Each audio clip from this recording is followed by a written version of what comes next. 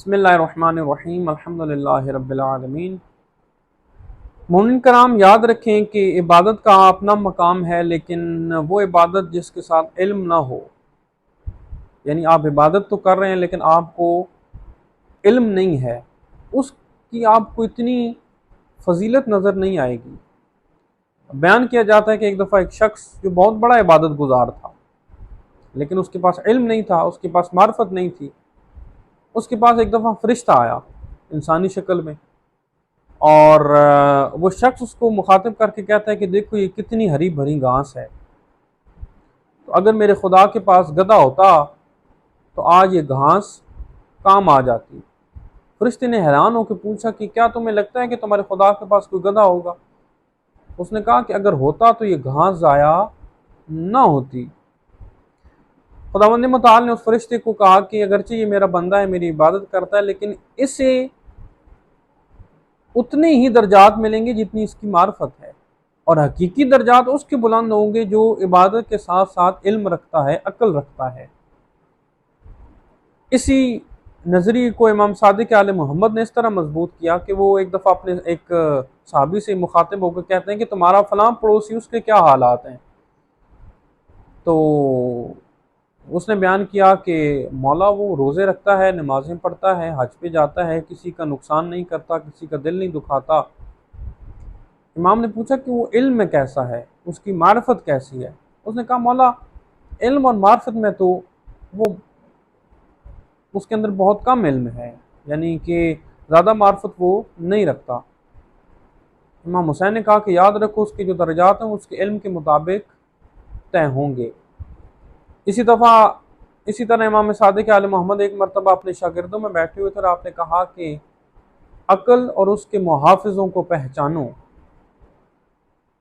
اصحاب نے کہا فرزند رسول ہم تو اس کے علاوہ کچھ نہیں جانتے، جو آپ ہمیں بتلائیں۔ تو امام صادق آل محمد نے ارشاد فرمایا کہ اللہ نے علم اور عقل کو اپنے نور سے خلق کیا۔ جب عقل کو خلق کر لیا تو عقل کو کہا کہ پیچھے ہو جاؤ، وہ پیچھے ہو گئی۔ پھر اس کو کہا کہ آگے آ جاؤ، وہ آگے آ گئی۔ پھر اللہ نے جہالت کے سمندر سے، تاریکی کے سمندر سے جہالت کو خلق کیا۔ خلق ہونے کے بعد جہالت کو کہا کہ پیچھے جاؤ، وہ پیچھے چلی گئی۔ اسے کہا آگے آؤ تو وہ آگے نہ آئی۔ اللہ نے کہا کہ کیا تمہارے اندر تکبر ہے؟ اس نے کہا ہاں میرے اندر تکبر موجود ہے۔ اللہ نے پھر عقل کو 75 محافظ عطا کیے کہ جو اس عقل کی، اس علم کی حفاظت کرتے ہیں۔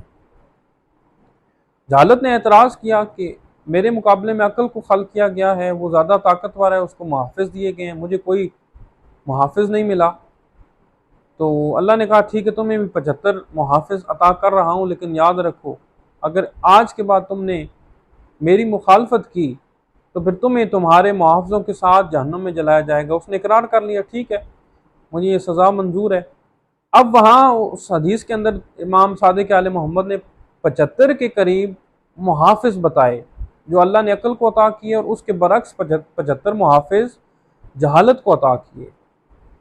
مثال کے طور پہ چند چیزیں میں آپ کو بیان کروں کہ امام نے ارشاد فرمایا عقل کو اللہ نے اچھائی عطا کی، جبکہ جہالت کے حصے میں برائی آئی۔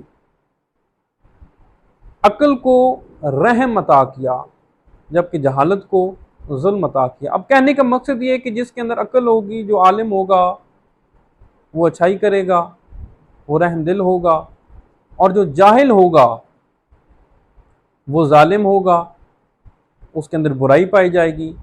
اسی طرح جو جاہل ہوگا اس کے اندر جو ہے وہ کنجوسی پائی جائے گی، جبکہ عالم شخص کے اندر سخاوت ہوگی۔ جس کے پاس علم ہوگا وہ لوگوں سے محبت کرے گا، جو جاہل ہوگا وہ لوگوں سے نفرت کرے گا۔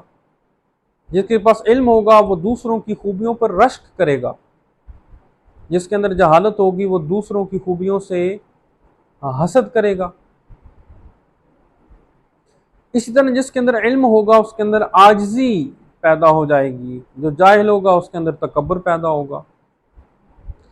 تو اس طرح 75 ایسی کوالٹیز بیان کی گئی ہیں کہ جو عقل اور علم کی حفاظت کرتی رہتی ہیں، اور اس کے مقابلے میں 75 ایسے نقائص بیان کیے ہیں کہ جو جاہل شخص ہوگا اس کے اندر یہ چیزیں ہوں گی۔ اور پھر امام نے ارشاد فرمایا کہ جو نبی یا نبی کا جانشین ہے اس کے اندر اس کی عقل کے ساتھ یہ 75 محافظ ہوتے ہیں، اور کوئی شخص عقل اور علم کے ان درجات تک نہیں پہنچ سکتا جب تک وہ عقل کے ان درجات کو سمجھے نہ، اور جہالت اور اس کے درجات اور اس کے محافظوں کو نہ سمجھے۔ بہت شکریہ۔